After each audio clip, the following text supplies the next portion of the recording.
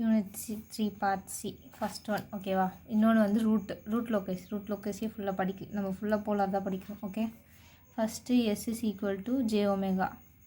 அப்போ g of j omega equal to 400 divided by j omega plus 2 j omega plus 10.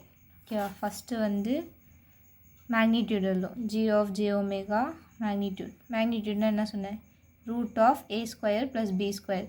ஏ வந்து நார்மலாக இருக்க term, B வந்து J கூட இருக்க டேர்ம். ஓகேவா. அப்போ 400 டிவைடட் பை இங்கே வெறும் ஒமேகா இருக்குது, ஏ டேர்ம் எதுவுமே இல்லை, பி டேர்ம் மட்டும், ஜே கூட இருக்கிறது b term, a term 0, b term omega. அப்போ root of 0 square plus omega ஸ்கொயரா.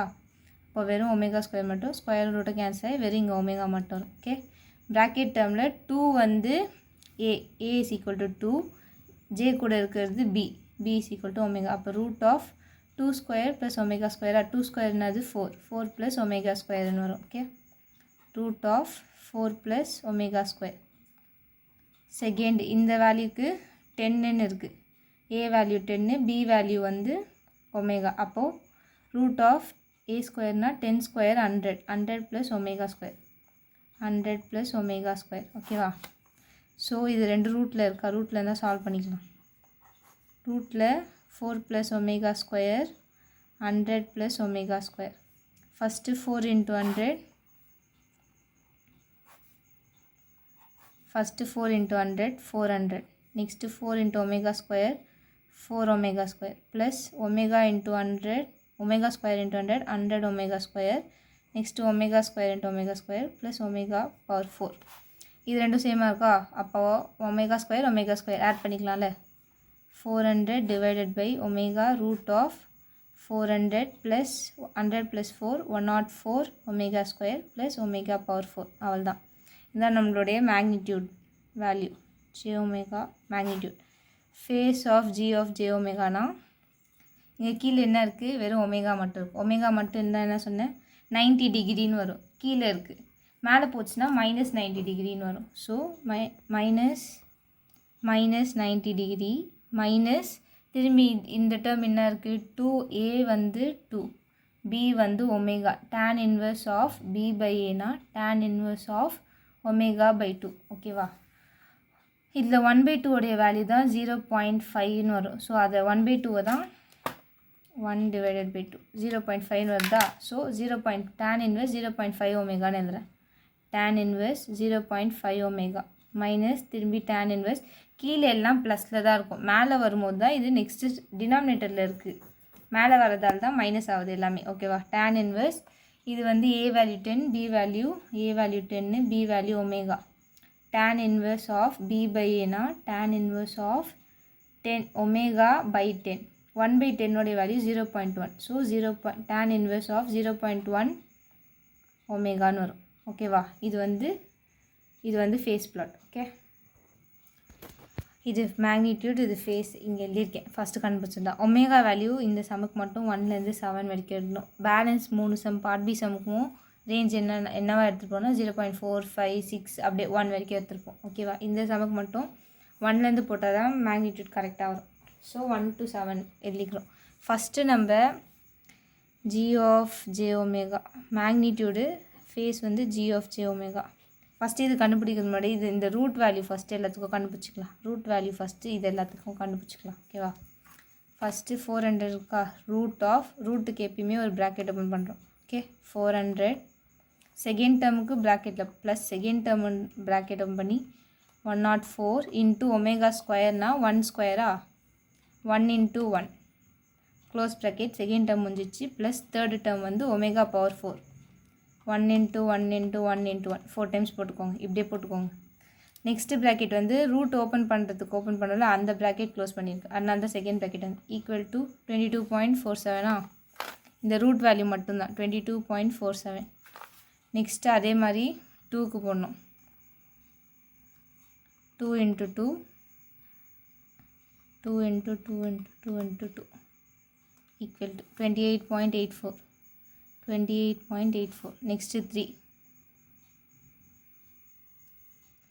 Into 3 37.64 அப்படியே எல்லாத்துக்கும் எழுதுங்க இதே மாதிரி.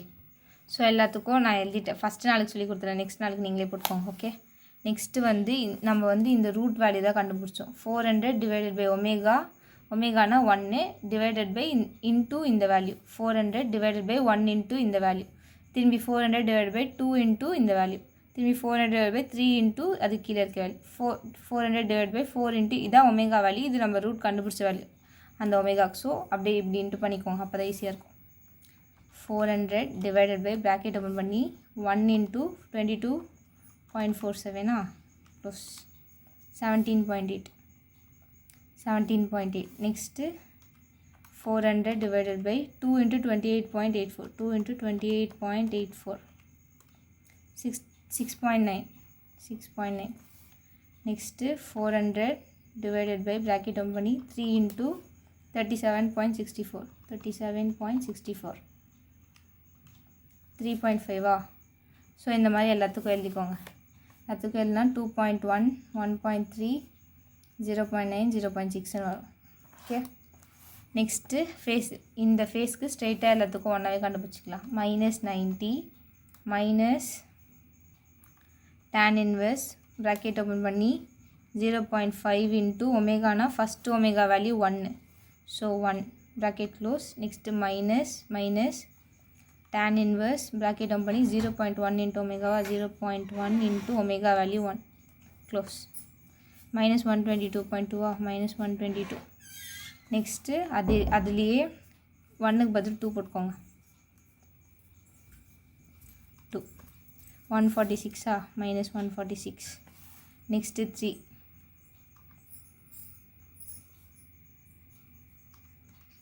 163 -163. அதே மாதிரி இடத்துக்கு போட்டால் -175 -185 -193 -199 போட்டு கிராஃப் போட ஸ்டார்ட் பண்ணும்.